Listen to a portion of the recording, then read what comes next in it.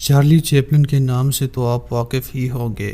یہ عظیم فنکار اتنا باکمال تھا کہ آج تک کوئی اس کی جگہ نہیں لے سکا۔ فلموں کی ابتدا خاموش فلموں سے ہوئی۔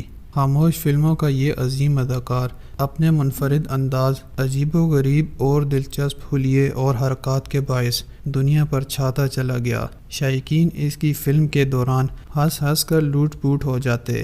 آپ یہ جان کر حیران ہو جائیں گے کہ دنیا اس عظیم فنکار کو اس کے فن اداکاری کے باعث زیادہ جانتی ہے۔ تاہم چارلی چیپلن نے 72 فلمیں لکھیں، 7 فلموں کی ڈائریکشن دی اور 31 فلموں کے پروڈیوسر کی حیثیت سے بھی منفرد اور لازوال کام کیا۔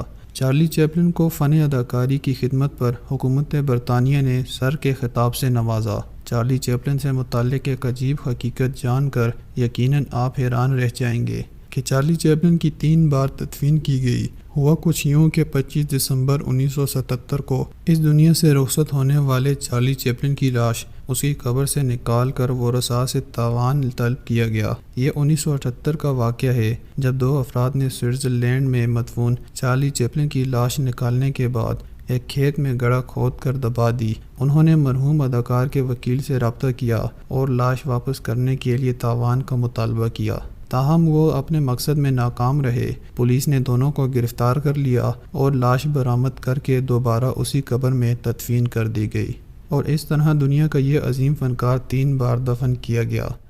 پیارے دوستو، ویڈیو پسند آنے کی صورت میں لائک ضرور کر دیں اور اپنے پیاروں کے ساتھ شیئر کرنا نہ بھولیں۔